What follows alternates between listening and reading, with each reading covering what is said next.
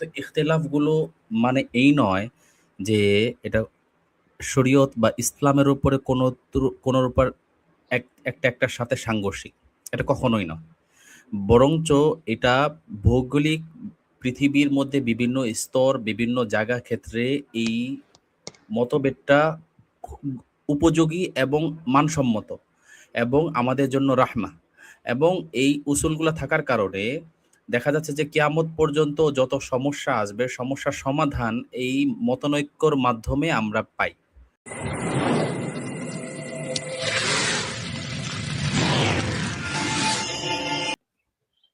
আচ্ছা, আমার কিছু গুরুত্বপূর্ণ প্রশ্ন ছিল, মানে এটা আমার কাছে মনে হয় গুরুত্বপূর্ণ, কিন্তু আপনাদের কাছে কেমন জানি না। তো ঠিক আমি কি আছে। প্রশ্ন করার আগে একটু সামান্য বিবৃতি দিতে পারি? সংক্ষিপ্তভাবে ভাই, সংক্ষিপ্তভাবে। আপনার যে পুরো ওয়াজটা দিবেন জি, জি, প্রশ্নের, সংক্ষিপ্ত আকারে দিব। ক্যামেরাটা অফ করে দিব। আপনার ইচ্ছা।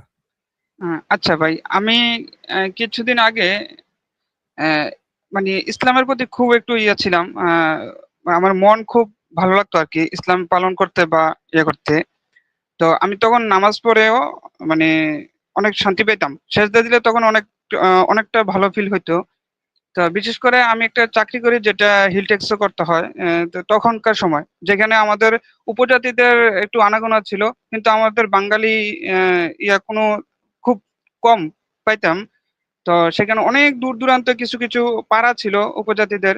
মানে অনেক নির্জন এলাকা, যার কারণে ইসলামের প্রতি ইসলাম পালন করতে বা আল্লাহ তাআলার নিদর্শনগুলা পাহাড় পর্বতের বা বিভিন্ন জিনিস তখন আমাকে খুব ইসলাম পালন করার জন্য খুব ভালো লাগতো। যে বুঝতাম যে আসলে আল্লাহ তাআলার নিদর্শনগুলো অনেক ভালো। যখন আমি এরকম প্ল্যান ডিস্ট্রিক্টে চলে আসি, এখানে অনেক মানুষের আনাগোনা, জনগণের মানুষের সাথে মিশতে বা চাকরি খাতিরে অনেক কর্মব্যস্ততার মাধ্যমে তখন দেখা যাচ্ছে যে আস্তে, আস্তে ইসলামটাকে আমি যে ইবাদতগুলা আস্তে, আস্তে মানে কম হয়ে গেছে। যার কারণে আমার প্রতি মানে ইসলামের প্রতি কেমন জানি একটু দূর ভাব হয়ে গেছে। পরবর্তীতে যখন আপনাদের দাওয়াজ বাংলা চ্যানেলের আমি এগুলা দেখতেছি, এখানে অনেক সময় আমি তো নাস্তিকদের চ্যানেলে যাইই না। কারণ অনেক অদ্ভুত প্রশ্ন জাগে যেগুলা আসলে আমি নিজে খণ্ডাইতে পারব না।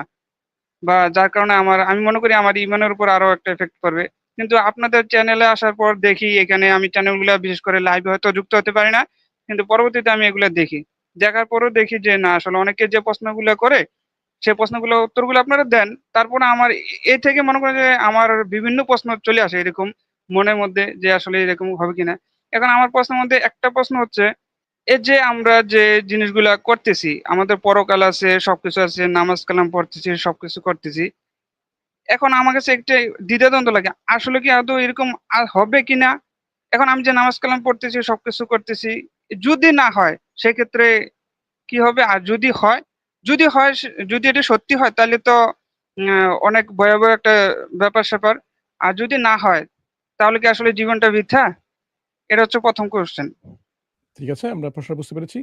সালামত ভাই, I'm going to come to you on this question. The brother has just given me some background information, and then now he's saying, what if all of this is not true? All of this praying and fasting, all these duties and obligations people do that takes, of course, so much time and effort from their life. What if none of these are true? That's one way he's looking at it. And what if it's true? Then of course there's going to be accountability. There's going to be consequence. So he's on this dilemma side of things where, what it could be, so maybe what he's indicating is this kind of confusion of what am I not right, and what if I'm right, what's going to happen to. So these are classical questions that's been answered even with Occam's razor in terms of how probabilistically which is better option. Maybe you can go on this angle, or maybe address why is even having these kind of doubts, why it's not true, when based on the evidences that we already provide, that these are solid. You can't really doubt them because that's what's clear to you. So I'd like to see your perspective, inshallah, and then we'll explain to him. Saidul Islam ভাই, আপনাকে পরে আমরা translation অনুবাদ করে দিয়ে দেব ইনশাআল্লাহ। আমরা একটু সামনে ঠিক আছে ভাই, ঠিক আছে ভাই। Would you need translation or? Yeah, I'll translate, inshallah. Inshallah. Assalamu alaikum, Muhammad bhai. ওয়ালাইকুম আসসালাম ওয়া রাহমাতুল্লাহ। You know, if you look at it from a logical perspective, as Brother Mansour says, you know, according to Atcom's razor, basically, if it is not true, what harm would it do to you? What you know, what problems would you get out of it after practicing, being an adherent Muslim, being a good man, a good son, a good husband, a good father, you know, people giving people their rights, being just, Okay, let me just and Islam is untrue. What harm would come out of that? Sure. যে উনি বলছেন দেখেন ভাই একটা মূলনীতি আছে এরকম অকামস রেজার নামে, হয়তো আপনি শুনে থাকবেন, নাও শুনতে পারেন। এটা হচ্ছে এরকম যে দেখেন আপনি যদি এরকম একটা সন্দেহের মধ্যে পড়েন যে আসলে সব কিছু সত্য কিনা, সত্য হতে পারে, নাও হতে পারে। ধরুন সবকিছু এরকম সত্য হলো না, আপনি যেভাবে মনে করছেন আসলে তেমন কিছু নেই, আখিরাত নেই, দুজক নেই, জাহান্নাম নেই, কোনো ধরনের এই যে পরিত্রাণ নেই, মুক্তি নেই, কোনো কিছু নেই, ঠিক আছে? এরকম যদি হয় তা আপনার লসটা বা ক্ষতিটা হলো কোথায় এখানে? আপনি যদি নামাজ কালাম করেন, রোজা রাখেন, মানুষের সঙ্গে সদ্ব্যবহার করেন, পিতামাতার সাথে সদ্ব্যবহার করেন, সন্তানদেরকে লালন পালন করেন ভালোভাবে, মানুষের সঙ্গে সদ্ব্যবহার করেন, ভালোভাবে জীবনযাপন করেন, তাহলে আপনার তো আসলে কোনো ক্ষতি হচ্ছে না এখানে। বরং আপনি এই জীবনে সুন্দরভাবে জীবনযাপন করছেন, মানুষ আপনাকে ভালোবাসছে, আপনার ভালোবাসা পেয়ে যাচ্ছেন মানুষের, নিজেও আপনাকে অন্যকে ভালোবাসতে পারছেন। এই যে কোনো ক্ষতির বা কোনো লস বা কোনো ধরনের যন্ত্রণা তো আপনি পাচ্ছেন না, বরং আপনি সুখ শান্তিতে পাচ্ছেন। আপনি নিজের জীবনের মধ্যে যে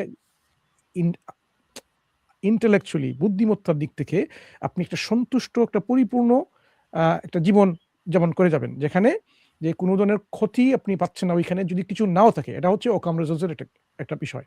কিন্তু আপনি যদি দেখেন যে আসলে সত্যটা ইসলাম যেভাবে বলছে এরকম, আপনি তখন ইসলাম যদি না পালন করে থাকেন তখনই আপনার ক্ষতি হবে। আপনি জান্নাতে যেতে পারবেন না, আপনি দুজকে যাওয়ার যোগ্য হয়ে যাবেন।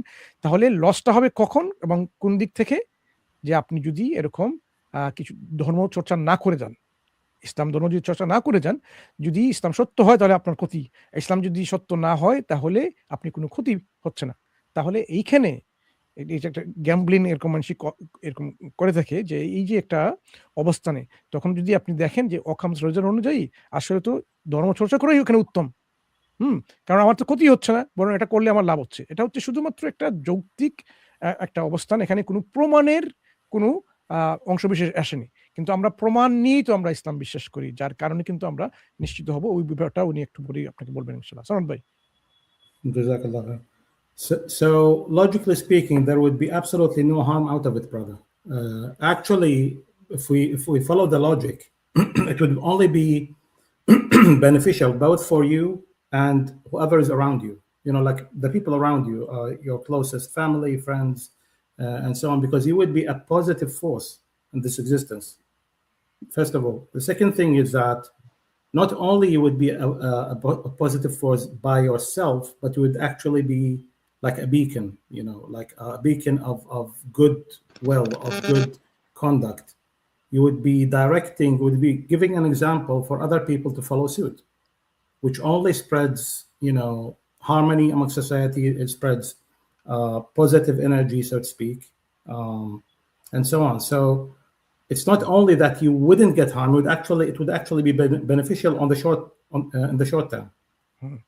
আপনি যদি ইসলাম ধর্ম চর্চা করেন তাহলে আপনার তো ক্ষতি তো হবেই না, বরং আপনি হবে যে মানুষের জন্য এরকম একটা বিকন হিসেবে যে মানুষ আপনার কাছ থেকে শিখবে, জানবে। আপনি এমনভাবে আপনি মানুষের জীবনকে উজ্জ্বলিত করবেন যে মানুষ আপনাকে দেখে শিখে আপনার কাছে জানবে, শিখবে। এই যে মানুষে একটা কল্যাণ চলে আসবে, আপনার মাধ্যমে মানুষ কল্যাণ পাবে। আপনার জীবন দেখে মানুষ নিজের জীবনকে গড়বে। এই যে অনেক ফায়দাটা আসবে যে আপনি ইসলাম ধর্ম যদি চর্চা করে থাকেন। এটা হচ্ছে শুধুমাত্র একটা যৌক্তিক একটা অবস্থান। প্রমাণের কথা কিন্তু আমরা এখানে আসছি না। যে এই যৌক্তিকভাবে যদি আপনি ইসলামের ধর্ম চর্চা করেন তাহলে কি হবে? আপনার জীবন তো সুখের, আনন্দিত হবেই। আপনি সমাজে বসবাস করলে অন্যের জন্য আপনার জীবনটা হয়ে যাবে মঙ্গলদায়ক। ওই কারণে যে মানুষ হ্যাঁ, মানসুর ভাই একটু ইন্টারাপ্ট করি, একটু ইন্টারাপ্ট করি। হ্যাঁ। যে এখন এটা আমি আসলে তারপর কিছুটা রিসার্চ করলাম বা ChatGPT বা বিভিন্নভাবে অনলাইনে বিভিন্ন ঘাটাঘাটি করার পর বুঝতে পারলাম যে আসলে ইসলামে তো অমঙ্গল বা আমি যে পালন করতেছি সেজন্য অমঙ্গল বা আমার জন্য ক্ষতি বা কোনো কিছু এরকম কোনো কিছু নেই। সেটা আমি ChatGPT কে বলছি যে তোমার কোনো উপায়ে তুমি যে কোনো ভাবে বলো তো কোনো ইসলামের কোনো অমঙ্গল বা কোনো এরকম কিছু আছে কিনা, সে আমাকে দেখাতে পারে নাই। তো সুতরাং একজন AI যেহেতু পারে নাই, আমিও কিছু ঘাটাঘাটি করছি এবং কি আমার জীবনের লাইফ স্টাইলও দেখলাম যে আসলে ইসলামে আমি যদি পালন করি সেক্ষেত্রে কোনো কিছু খারাপ নাই। কিন্তু এখানে একটা প্রশ্ন থেকে যায়, যদি ইসলামে পরকাল বিষয়ে কিছু না থাকে, যদি পরকাল নাই থাকে, সেক্ষেত্রে তো দুনিয়াতে আমি বিভিন্ন খারাপ মাধ্যমে যে গিয়ে লাভবান হয়ে যেতে পারি। এখন যদি আমি এটা ইসলাম যদি না থাকে পরকাল, সেক্ষেত্রে তো আমি এই পথ অবলম্বন করে বিভিন্ন খারাপ ভাবে ব্যবসা বাণিজ্য করে সবকিছু করে আমি এই দুনিয়াতে ভোগ করতে পারি। Okay. এই জিনিসটাই আমাকে এফেক্ট করতেছে আর কি। ঠিক আছে. Samad bhai, so he's saying, look, he's used ChatGPT, his own style shows that actually it's a very good thing, Islam doing all these Islamic rituals. But there also a possibility that if there was no afterlife concept, then he could actually do all these bad things in a bad way of achieving his happiness, his well-being, which necessarily Islam restricts and forbids. So he could actually, if there's no hereafter, no accountability, he could just enjoy his life even more with these kind of the guilty pleasures, the forbidden pleasures that people are familiar with, for example. So in terms of being more beneficial to him, the fayda that he's going to get will be more if there was no concept of afterlife. So that's why he's a bit worried that he's actually being missing out on if that was the case. Yeah. So that's where his thing is like, oh, I'm missing out, I'm not fulfilling my life's happiness. Right. So Allah subhanahu wa ta'ala says in Surah Al-A'raf, when he talks, when Allah subhanahu wa ta'ala spoke to our Prophet Musa, peace be upon him, and then he foretold of the coming of Prophet Muhammad والسلام, in 150, let's see, 157, I think it was, or maybe before that. Surah? It's Surah Al-A'raf. There it is. It's 157, exactly. 157. So Allah subhanahu wa ta'ala says, and now he foretells Moses about, so I'm going to connect it. I'm going to relate it to your question, brother. If you bear with me, just give it some patience. Allah subhanahu wa ta'ala first talks to Prophet Musa alayhi salam, right? And then he gives him a blessing. He gives him a good tiding about his people and the ones who would follow. That's in 156, right? So he says that, you know, I will give my mercy, or I'll bestow my mercy to those who are muttaqeen. سَكْتُبُهَا الَّذِينَ يَتَّقُونَ وَيُؤْتُونَ الزَّكَاةَ وَالَّذِينَ هُمْ بِآيَاتِنَا يُؤْمِنُونَ. Those who believe in our signs, right? Who are these? Those are, now he defines them in 157. He says those people are those who follow the illiterate prophet messenger. الذي يجدونه مكتوبا عندهم في التوراة والإنجيل, the one that they find foretold in their scripture. What does he do? يأمرهم بالمعروف وينهاهم عن المنكر ويحل لهم الطيبات ويحرم عليهم الخبائث. He forbids or make it forbidden to them whatever that is harmful. الخبائث. What you see, the point is here, what Allah subhanahu wa ta'ala is telling you is that whatever that has been forbidden to you is not good, even if you find some good in it. This is also evident in Surah Al-Baqarah, for example. يسألونك عن الخمر والميسر قل فيهما إثم كبير ومنافع للناس. It has a good benefit, many benefit, or some benefit. It has a large portion or a big portion of bad side, and some benefit to people. ومنافع للناس وإثمهما أكبر من نفعهما.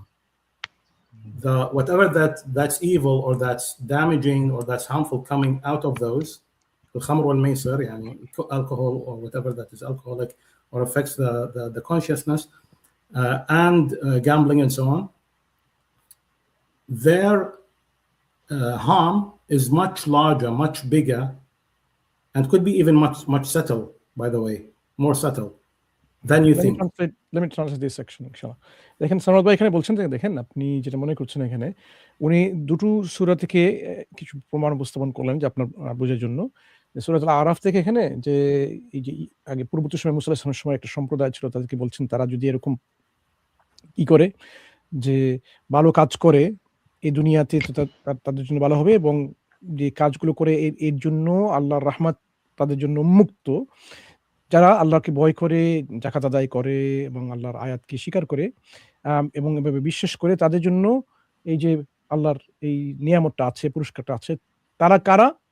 তারা হচ্ছেন যারা এই যে আমাদের যিনি মুহাম্মদ সাল্লাল্লাহু আলাইহি ওয়াসাল্লাম আন-নবিয়ুল উম্মি, যিনি লেখাপড়া জানতেন না, সেই নবীকে তারা স্বীকার করে, অনুসরণ করে। সেই নবী সম্পর্কে এখানে কথা বলা হচ্ছে যে তিনি কি করেন?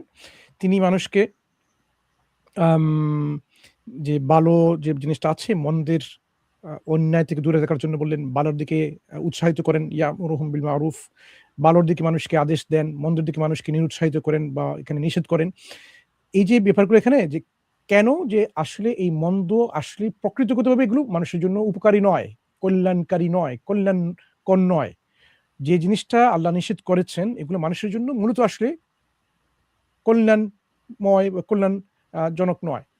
যখন আমরা দেখি সূরাত আল বাকারার অন্য একটা আয়াতে ইয়াসআলুনাকা আনিল খামরি ওয়াল মাইসির, যে তারা জিজ্ঞেস করে তোমাকে এই যে মদ্যপান এবং আমরা যে জুয়া খেলি এগুলো সম্পর্কে, আল্লাহ বলছেন কুল ফিহিমা ইসমুন কাবীর ওয়া মানাফিউ লিন-নাস, যে এর মধ্যে আছে কিছু অনেকগুলো অনেক অমঙ্গল আছে, অনেক গুনাহ বা পাপ আছে অনেকটা, এবং মানুষের জন্য কিছু মঙ্গল আছে এর মধ্যে। কিন্তু ওয়া ইসমুহুমা আকবারু মিন নাফিহিমা, কিন্তু তার যে অমঙ্গল যে ব্যাপারটা, তার এখানে অনিষ্ট যে ব্যাপারটা, ক্ষতিকর যে ব্যাপারটা, যে পাপ যে অন্যায় যে ব্যাপারটা, এটা এই মঙ্গল থেকে যে ভালো কাজটা তার থেকে অনেক বেশি। এই জন্য আল্লাহ বলছেন এগুলো থেকে দূরে সরে থাকো।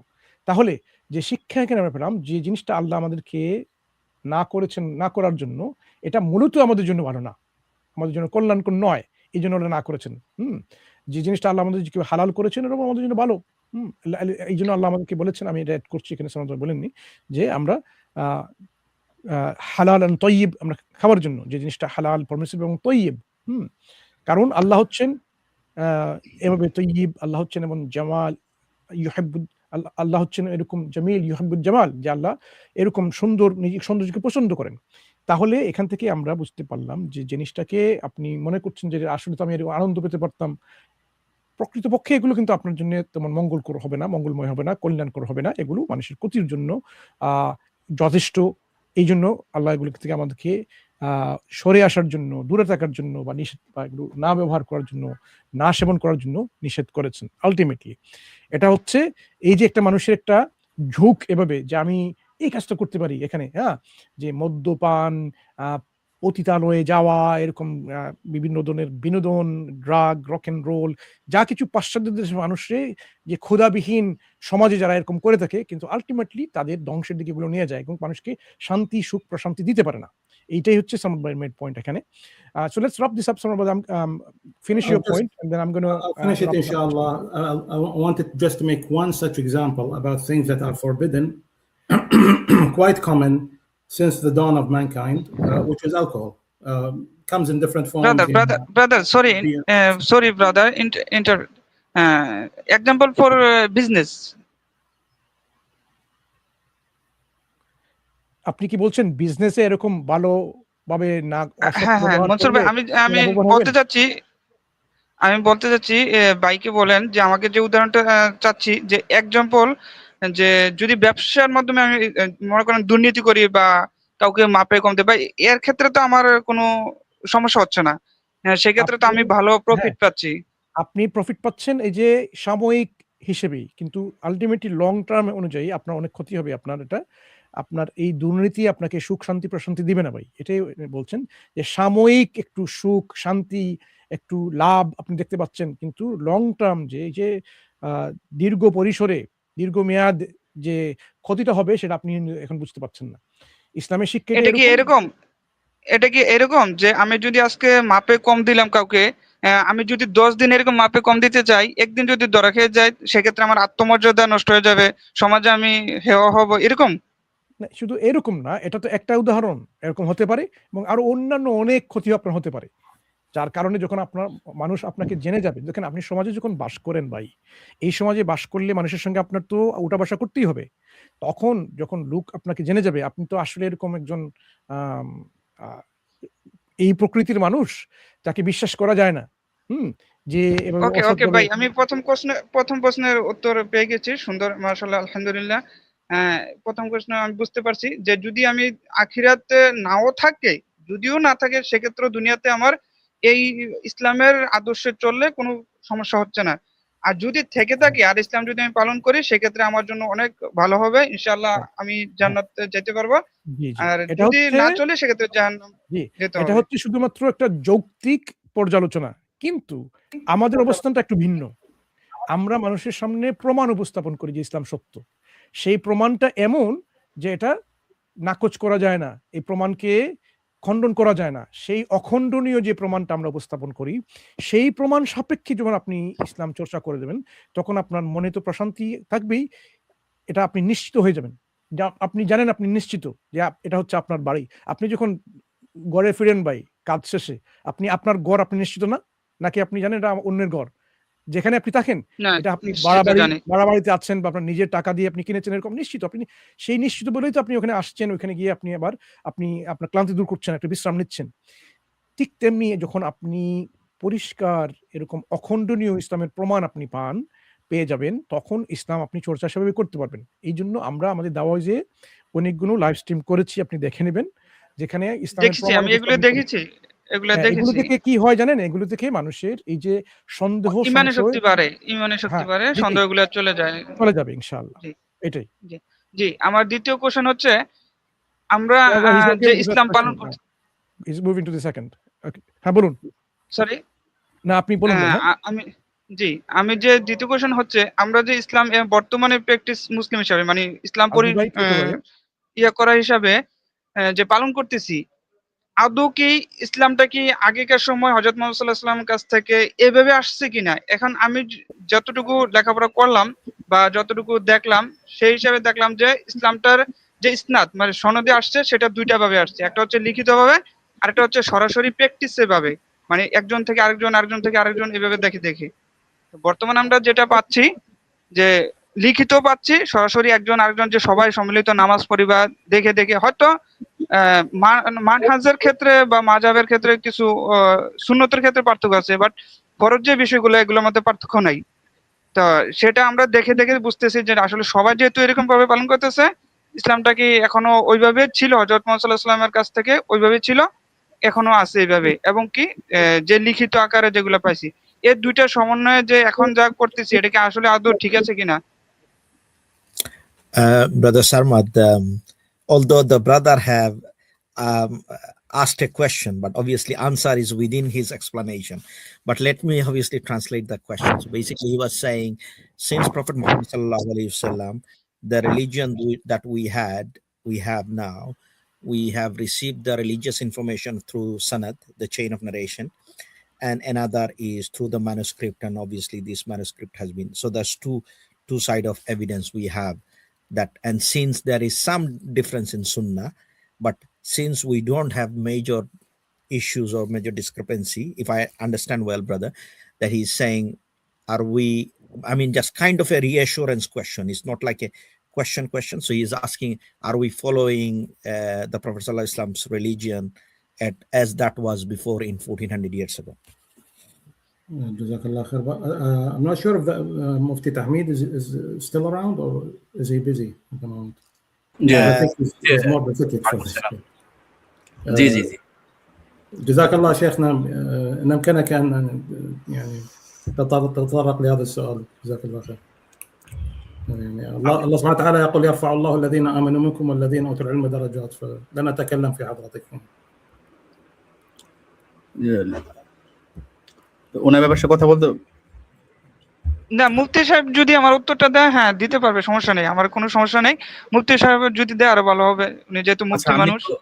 আচ্ছা, আমি একটু লাস্ট কথাটা আমি শুনিনি, আপনি এই বিষয়টা একটু আলোচনা, আমার একটু প্রশ্নটা করেন। জি, আমি প্রথম থেকে বলি কোশ্চেনটা আবার, যে আমরা যে হযরত মুহাম্মদ সাল্লাল্লাহু আলাইহি ওয়াসাল্লামের কাছে যখন ইসলাম ছিল, আদৌ যে আমরা ইসলাম পালন করতেছি এত প্রায় 1400-1500 বছর পর, আমরা যেভাবে পালন করতেছি, আমি দেখলাম বিভিন্ন খোঁজাখুঁজি বা লেখাপড়া করে যে আসলে আমাদের ইসলামটা এখন যেভাবে পালন করি সেটা দুইটা ভাবে আসছে। একটা হচ্ছে লিখিত ভাবে, যেটা সনদে আমরা হাদিস বলি, এভাবে আসছে। আর একটা হচ্ছে মানে দেখে দেখে প্র্যাকটিস, মানে একজন আরেকজনকে শিখাই গেছে, সাহাবারা ছাত্রদেরকে শিখাই গেছে, তাবে তাবেঈনদের, এভাবে আস্তে আস্তে আস্তে আস্তে এখন যেভাবে আমরা মানুষ সবাই দেখতেছি নামাজ পড়তেছে। যদিও মাযহাবের ক্ষেত্রে আমাদের বিভিন্ন মতপার্থক্য সুন্নতের ক্ষেত্রে আছে, ফরজের ক্ষেত্রে কারোর মতপার্থক্য নাই। এজন্য বলতেছি, এটা কি ঠিক আছে যে আদৌ আমরা যে এখন যে ইসলামটা পালন করি, না কোনো সমস্যা আছে? জি, আপনি একটা কথা বলেছেন যে রাসূলুল্লাহ সাল্লাল্লাহু আলাইহি সাল্লাম থেকে নিয়ে আমাদের কাছে যেভাবে শক্ত দলিলে আমাদের নিকট আসছে, সনদ আকারে, অর্থাৎ আ একেকজনের বক্তব্য অনুযায়ী এবং লিখিত আকারে, এত শক্ত দলিল ইতিপূর্বে আমরা কোনো মাযহাব অথবা কোনো মাসলাক অথবা কোনো ভিত্তিতে এতটা মজবুত আমরা পাই না, এত পূর্বের কোনো একটা বিষয়। ১ নম্বর বিষয়। ২ নম্বর বিষয়টা হচ্ছে যে আপনি বলেছেন যে সুন্নতের ক্ষেত্রে ইখতিলাফ আছে। না ভাই, আ এটা আপনার আরেকটু কারেক্ট করে দিই আমরা, যে ফরাইজের ক্ষেত্রে ইখতিলাফ আছে, সুন্নতের ক্ষেত্রেও ইখতিলাফ আছে, বিভিন্ন কাজে ইখতিলাফ আছে। কিন্তু ইখতিলাফগুলো মানে এই নয় যে এটা শরীয়ত বা ইসলামের উপরে কোনোর উপর একটার সাথে সাংঘর্ষিক। এটা কখনোই নয়। বরঞ্চ এটা ভৌগোলিক পৃথিবীর মধ্যে বিভিন্ন স্তর, বিভিন্ন জায়গা ক্ষেত্রে এই মতভেদটা খুব উপযোগী এবং মানসম্মত এবং আমাদের জন্য রাহমা। এবং এই উসুলগুলা থাকার কারণে দেখা যাচ্ছে যে কিয়ামত পর্যন্ত যত সমস্যা আসবে, সমস্যার সমাধান এই মতনৈক্যর মাধ্যমে আমরা পাই। তো এখন কথা হচ্ছে, কিছু বিষয় আছে যেগুলা হলো জাল অথবা জয়ীফ। জয়ীফ বিষয় দ্বারা তো আসলে কোনোভাবেই দলিল আদিল্লা দ্বারা কোনোভাবেই যুক্ত দলিল দেওয়া যাবে না। এটা হলো মূলনীতি। আর মিথ্যা তো রাসূলের নামে অনেকে মিথ্যা কথা বলতে গিয়েছিলেন। কিন্তু ওই কথাগুলা কিন্তু এতটা সূক্ষ্ম, এতটা শক্ত এবং এত আ ক্যারিং ভাবে এই দলিলগুলা সংরক্ষণ করা হয়েছে যে কেউ এটাকে আ প্রতারণার আশ্রয় নেওয়ার চেষ্টা করেছে, সকলেই কিন্তু কি হয়ে গেছে? তারা কিন্তু পারেনি। তারা ব্যর্থ হয়েছে। তো এখন আমরা আপনাদেরকে বলব যে রাসূলুল্লাহ সাল্লাল্লাহু আলাইহি ওয়াসাল্লাম থেকে নিয়ে এই পর্যন্ত যেইভাবে মুতাওয়াতির ধারাবাহিকভাবে কওল, ফি'ল, তাকরীর, রাসূল সাল্লাল্লাহু আলাইহি সাল্লামের বলা, সমর্থন করা এবং রাসূল সাল্লাল্লাহু আলাইহি সাল্লামের আমল আমাদের নিকট এসেছে, পরিপূর্ণভাবে এত চমৎকার আকারে এসেছে, সেটা সন্দেহ করার অবকাশ নাই। যখন এই শাস্ত্র নিয়ে যখন কোনো মানুষ গবেষণা করে, তখন সে এই সমুদ্রের মাধ্যমে সে নিজে অনুভব করে যে এটা একটা কত সংরক্ষণ, কত কষ্ট করে সারা নিজের জীবন দিয়ে এই রাসূলুল্লাহ সাল্লাল্লাহু আলাইহি সাল্লামের হাদিস এবং কোরআনের আয়াতগুলো সংরক্ষণ করেছেন। তো এটা কি চারটিখানি কথা? পৃথিবীর কোনো ধর্ম অথবা কোনো বর্ণ অথবা কারো উক্তি এইভাবে কেউ করা হয়েছে? আমার জানা নেই। যদি কেউ কুল হাতু বুরহানাকুম ইন কুনতুম সাদিকিন, কেউ যদি প্রমাণ দেখাতে পারে, অবশ্যই আমরা তাকে বলব যে চ্যালেঞ্জ করলাম। এবং কোরআনটা তো এতটা সূক্ষ্ম, এতটা আমাদের জন্য আদর্শ, এর থেকে উত্তম কোনো আদর্শ, এই যে একটু আগে বোঝানো হয়েছিল এটা কতটা আদর্শিক।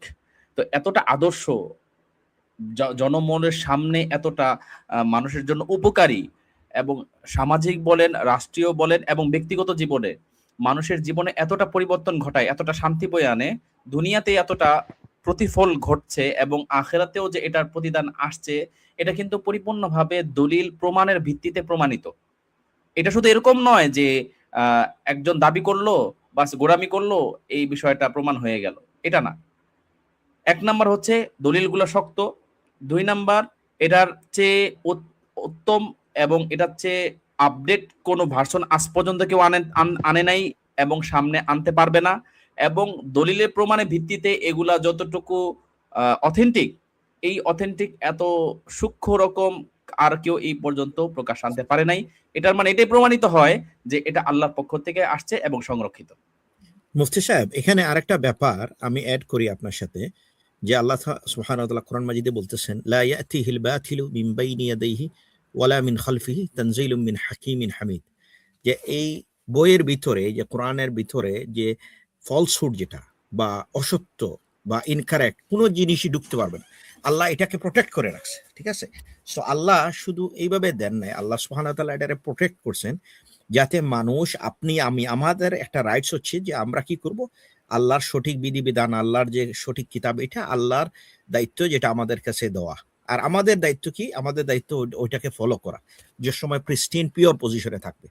সো এই যে জিনিসটা দেখেন, এই প্রিস্টিন পিওর যে স্ক্রিপচার আমাদের বা আমাদের যে রিলিজিয়াস যে আমাদের আজিজ ইনফরমেশন, ভাই একটু ডিস্টার্ব করি, সরি একটু ডিস্টার্ব করি। আমার প্রশ্নটা ছিল আসলে আমি তো বুঝতে আজিজ পারছি ভাই যে কিন্তু কোরআনে সুন্দর কোনো একটা আলোচনা যাচ্ছিলেন, আপনি একটু শুনতে পারতেন। আচ্ছা আচ্ছা বলো, হ্যাঁ আচ্ছা মানে বলেন হ্যাঁ, আমি ভাই। শুনতে পারছি, বাট আমার যে জিনিসটা বলার দরকার ছিল একটু বলতে চাচ্ছিলাম আর কি। জি বলেন জি কি জি বলতে বলেন চান? বলেন, হ্যাঁ, আমি সমস্যা বুঝতে নেই। পারছি যে কোরআনে তো বুঝতে পারছি যে কোরআনে বা কোরআন এখন পর্যন্ত সংরক্ষিত আছে, কিন্তু আমরা যে নামাজ পড়ি বা ইবাদত করি সেক্ষেত্রে বলছি যে এখন পর্যন্ত যেটা আমরা করতেছি, এখন যেটা করতেছি সেটা কি হযরত মুহাম্মদ সাল্লাল্লাহু আলাইহি ওয়াসাল্লামের সময় এরকমই ছিল কিনা, এটা ঠিক আছে কিনা, যে এই যে সনদ আসছে, আমি তো বুঝতে পারছি যে সনদটা অনেক হিসাব নিকাশ করে সহিহ বুখারী বা যারা সংরক্ষণ করছে অনেক জি জি, ইয়াভাবে এইটা সংরক্ষণ করছে, এইটা কিন্তু এটা কিন্তু এটা এটা আচ্ছা বলুন বলুন, শেষ করুন। জি জি, কিন্তু এই যে আমি করতেছি, এই যে আমার মনের ভিতরে একটা দ্বিধা আসতেছে যে হ্যাঁ আসলে কি আদৌ এটাই ওইরকমই ছিল কিনা, আমি যে করতেছি ঠিক আছে, ইবাদত করতেছি, কষ্ট করে করতেছি, কিন্তু এটাকে আসলে আল্লাহ তাআলা যেভাবে বলছে, হযরত মুহাম্মদ সাল্লাল্লাহু আলাইহি ওয়াসাল্লাম যেভাবে করছে এভাবে আছে কিনা, না মানুষের বিভিন্ন এই যে হুজুরদের দেখা যাচ্ছে বিভিন্ন মুফতিরা বিভিন্ন ভাবে কথা বলে বা ইয়া করে, আসলে কি এগুলা গরমিল হয়ে গেল বা অন্যরকম হয়ে গেল কিনা, এটাই আচ্ছা, হ্যাঁ না আপনি একটা এতটুকু বললেই চমৎকার, হবে। না না না, এটা এখানে একটা বিষয় আপনি খেয়াল করুন, এইটা পরিবর্তন ঘটার কোনো সুযোগই নাই। কেন সুযোগ নাই? কারণ যদি এটা লিখিত থাকতো তখন এটা ধরন নিয়ে কিছু একটা সন্দিহান হতো। প্রত্যেক যুগের প্রত্যেক দিন নামাজ কিভাবে পড়তে হবে সেটা সকলেই রাসূল থেকে এই পর্যন্ত ধারাবাহিকভাবে চলে আসতেছে। ভুল হওয়ার তো কোনো সুযোগই নাই। জি জি জি, আমি ওইটাই বলছি, এটা দুই ভাবে আচ্ছা আসছে, একটা হচ্ছে লিখিত ভাবে আর একটা হচ্ছে মানে শিক্ষা ভাবে, একদম প্র্যাকটিস ভাবে, যে আচ্ছা দুইটা জিনিস আমরা বর্তমানে পাচ্ছি। আচ্ছা সাইদুল ইসলাম ভাই, আমি আপনার খুব সহজে জি জি একটা জিনিস ভেবে বলে ফেলি। আচ্ছা, আমরা নামাজ যে পড়ি এটার জন্য তো ইনস্ট্রাকশন তো কোরআন এবং হাদিসে আছে, তো আছে না? জি জি, আছে, দুইটাই মিলে আচ্ছা আছে, শুধু আচ্ছা আচ্ছা কোরআনে বিস্তারিত নেই, হ্যাঁ হ্যাঁ হাদিসে আছে। হাদিসে, জি আচ্ছা ফাইন। এখন কোরআন এবং হাদিসে ওইটাও কি আছে যে কোন কারণে নামাজ কবুল হবে না বা নামাজের আহকাম বা আরকান গুলা হবে না? দুইটাই তো আছে। জি, আছে আছে আছে। হ্যাঁ, তার এই দুইটা থাকার অর্থ কি? এই দুইটা দিয়ে বুঝতে পারবেন যে এই দুইটা জিনিসই লিপিবদ্ধ ছিল আল্লাহ রাসূল সাল্লাল্লাহু আলাইহি ওয়াসাল্লামের সময় এবং সাহাবাদের সময়। তার মানে ওরা ওই দুইটা আন্ডারস্ট্যান্ডিংই ছিল যে কোনভাবে নামাজ পড়তে হয় আর কোনটা করলে নামাজটা কি হয়ে যাবে, নামাজটা সঠিক হবে না, ঠিক না? দুইটাই না? তাইলে জি এই জি দুইটা যখন আসছে তার মানে কি, ওই দুইটা জিনিসই, একটা জিনিস হচ্ছে কিভাবে পড়তে হয়, আরেকটা হচ্ছে নামাজ কি কিভাবে প্রোটেক্ট করা যায়। এই দুইটা যখন আপনি আজকে দেখতেছেন, ওইটাকে আমরা কি অল দ্য ওয়ে যদি চেইন যদি আমরা ফলো করি, এটা যায় কই পর্যন্ত? আল্লাহ রাসূল সাল্লাল্লাহু আলাইহি ওয়াসাল্লাম পর্যন্ত। এখন যদি এরকম একটা সিচুয়েশন থাকতো, বুঝতে পারছেন শাহিদুল ভাই, আমি আর একটা সিনারিও ক্রিয়েট জি করি। জি হ্যাঁ, একটা সিনারিওতে শুধু বলা হলো নামাজ কিভাবে পড়বেন, কিন্তু কিভাবে কোন কারণে নামাজটা হবে না এটা যদি না থাকতো, তাইলে আপনি প্রশ্ন করতে পারেন, ঠিক আছে আজকে আমরা কি এরকম কিছু করতেছি যেটা আমরা পাইতেছি না, এটা হয়তো অন্যভাবে হইতে পারে, নামাজটা অন্যভাবে পড়লে হইতো। একটা সন্দেহের একটা, মানে একটা, আপনি একটা ইয়েও পাইতেন, মানে একটা একটা আইডিয়া পাইতেন বা ইয়ে পাইতেন। তো ওইটাও কিন্তু এর মানে হচ্ছে দেখেন যে যে কোনো জিনিসের কম্প্রিহেন্সিভনেস বা টোটালিটি কখন হয় জানেন? আগে জিনিসটা দেওয়া হয় যেটা কি, সম্পূর্ণ জিনিসটা কি, তার মনে হচ্ছে, আর এর উপরে উল্টা যেটা বলা হয় যে ওইটা না কি নিগেশন করা, এফার্মেশন এবং নিগেশন। হ্যাঁ, যে কোন জিনিসটাকে আপনার বাতিল করে ফেলবে আর কোন জিনিসটা আসলে নামাজ।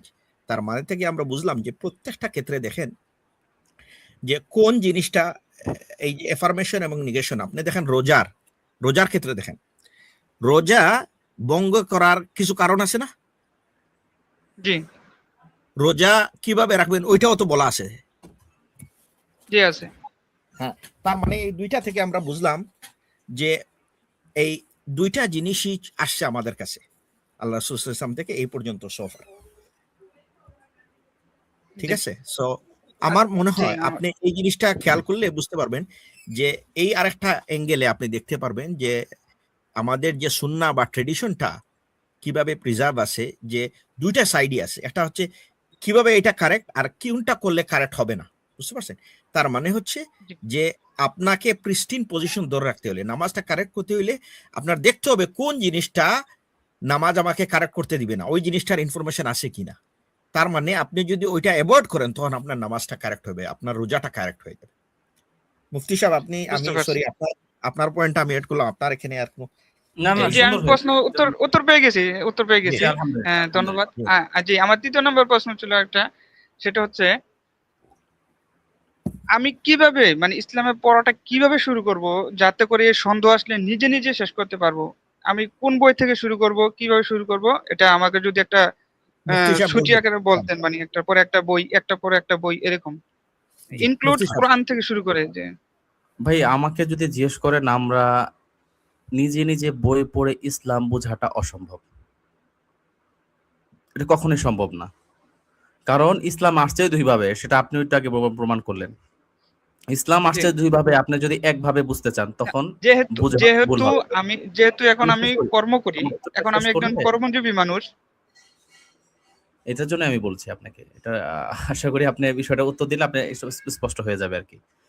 তো জি জি এখন ১ বলেন। নাম্বার বিষয়টা হচ্ছে যে ১ নাম্বার হলো আপনি যদি পড়েন, আপনি বিভ্রান্ত হবেন। হ্যাঁ? আরেকটা যদি আপনি শুধু শুনেন তাহলে আপনি বিভ্রান্ত হবেন। পড়া এবং শোনার সমন্বয় যদি থাকেন তাহলে আপনি সঠিক পথে থাকতে পারবেন। কারণ কোরআনে কারীমের মধ্যে অ্যা মানার কথাও বলা হয়েছে, অনুসরণ ওয়াত্তাবি'উ সাবিলা মান আনাবা ইলাইয়া। যারা সঠিক পথে আছে, হেদায়েতপ্রাপ্ত পথ, তাদেরকে অনুসরণ করতে তাকে সিঙ্গেল পারসন, মানে এটা একটা থট, একটা স্কুল অফ থট অনুসরণ করতে বলা হয়েছে, যেটা হলো আহলে সুন্নাহ ওয়াল জামাত। তাদের মধ্যে থেকে বড় যে আলেমে দ্বীন আছেন, যে ওই বিষয়ে পারদর্শী, আপনি তাকে একজন ফলো করতে হবে। এই ফলো করলে আপনার জন্য অনেক কঠিন, কঠিন সমাধান অল্প সময়ের মধ্যে আপনি সমাধান করতে পারবেন। ১ নাম্বার। সেটা তো ২ আমার নম্বর অবস্থান বিষয় থেকে। হচ্ছে, ২ নম্বর বিষয় হচ্ছে যে আপনি পড়াশোনা করতে পারেন। পড়াশোনার ধাপ আছে। ১ম এ আপনার আ কোন বিষয় নিয়ে আপনি সিরাত থেকে শুরু করতে পারেন। রাসূলুল্লাহ সাল্লাল্লাহু আলাইহি ওয়াসাল্লামের সিরাত। পাশাপাশি হাদিস, কোরআনের তরজমা পরিপূর্ণ শুরু থেকে শেষ পর্যন্ত। এটা কিন্তু খুব গুরুত্বপূর্ণ। সবচেয়ে বেশি দরকার কোরআনের তরজমা। আমরা কোরআন পড়ি না। মানে কোরআনে কি বলা হয়েছে? এবং কোরআন বুঝতে হবে। কোরআন, আমি সকলেই অধিকার আছে কোরআন বুঝার। কিন্তু সবার থেকে কোরআন বুঝা যাবে না। আমি যেরকম আমি যদি ডাক্তারি হতে চাই, তাহলে আমি ইঞ্জিনিয়ার থেকে আমি ডাক্তারি পড়তে পারব না। আমি যদি কোরআন বুঝতে চাই, কোরআন বিশেষজ্ঞ থেকে আমাকে কোরআন বুঝতে হবে। আলেমে দ্বীন থেকে কোরআন বুঝতে হবে। তো আমার কথা হচ্ছে এইরকম যে আপনি কোরআনটা শুরু করেন ১ম এ সূরা ফাতিহা থেকে শুরু করে নাস পর্যন্ত তরজমা, এবং যে জায়গায় সন্দেহ থাকে সেই জায়গায় আপনি মার্ক করে রাখবেন। এটা আপনি এমন একজন আলেমে দ্বীন কাছে যাবেন যার সাথে আপনার যোগাযোগ সহজ হয় এবং যিনি আহলে সুন্নাহ ওয়াল জামাতের অনুসারী। এমন একটা যদি আপনি জিনিসটা ফলো করেন, আপনার জন্য খুবই অতি সহজেই আপনার ধাপে, ধাপে যাওয়া সহজ হবে। ১ নাম্বার। ২ হুজুর, নাম্বার বিষয় হচ্ছে কিছু কিতাব সমস্যাটা আছে। তো এখানেই হুজুর। হুজুর একটু ডিস্টার্ব করি, সমস্যা তো এখানেই যে আমি যে একটা চাকরি করি, এই চাকরি থেকে আমাকে এভাবে যে সময় ব্যয় করে কোনো একজন মুফতি বা হুজুর ভালো আলেমিদিন খুঁজে আমি তার সান্নিধ্যে যে শিখবো, এই সুযোগটা নাই। নাই, একদম নাই। আচ্ছা দ্বিতীয় সাইদুল অপশন ভাই, আমি হচ্ছে আপনাকে বলি। আপনি আমাদের সাথে যোগাযোগ করেন। আপনাকে আমি লম্বা সময় অনলাইনে বের করতে করে, পারবো। জি হ্যাঁ, অনলাইনে। হ্যাঁ, অনলাইনে অনেক ব্যবস্থা আছে ভাই। জি অনলাইন করতে পারবো। অনলাইনে যদি অনেক আমার ব্যবস্থা কোনো আছে। ডাউট থাকে, পড়াশোনা করার জি। ক্ষেত্রে যে কোনো সমস্যা হয় সেক্ষেত্রে আমিও করতে পারি। আমি আপনার দাওয়া হেভেন চ্যানেলটাও সাবস্ক্রাইব করছি, কিন্তু ওইখানে কিভাবে আপনার সাথে যোগাযোগ করবে? ইউটিউব চ্যানেল থেকে তো আর যোগাযোগ করা যায় না, কিভাবে যোগাযোগ করবো? আচ্ছা, আমার ওই তাহমিদা, আমি আমার আইডিয়া আছে। আমি Facebook আইডি দিয়ে দিচ্ছি। আপনি ওখানে ফোন মেসেজ দেন। আমি পরবর্তীতে আলোচনা করে নেব আপনার সাথে। ইনশাআল্লাহ। আচ্ছা ঠিক আছে, সবাইকে ধন্যবাদ, অনেক জাযাকাল্লাহ খায়ের। ঠিক আমি আছে। আসলে অনেক সময় দিলেন আমাকে। হ্যাঁ, হ্যাঁ, হ্যাঁ, ধন্যবাদ। আসসালামু আলাইকুম। আমি অন্যদিন আসবো ইনশাআল্লাহ। কোরআনটাকে আমি জি, কিভাবে বুঝবো, যেমন একটা আয়াতকে বিভিন্ন ভাবে যেমন আপনারা অ্যানালাইসিস করতে পারেন, অন্তত অতটুকু অ্যানালাইসিস বা কতটুকু করতে গেলে বা কিভাবে কি করতে গেলে আমি কোরআনটা কিভাবে বুঝবো আয়াতগুলা, যে আয়াত তো সরাসরি আমাকে বিস্তারিত এরকম প্রতিটা আয়াতে বলে নাই, তো ওইরকম আয়াত থেকে বিস্তারিত নিতে গেলে আমার কিভাবে পড়তে হবে কোরআনটাকে, ওইটা নিয়ে ইনশাল্লাহ আমি অন্যদিন আসবো। জি আসসালামু আলাইকুম জি থ্যাংক ইউ ওয়া আসার জন্য। রাহমাতুল্লাহ। আপনি জয়েন করবেন, ঠিক আছে। আমরা পরবর্তী গেস্টে চলে যাই।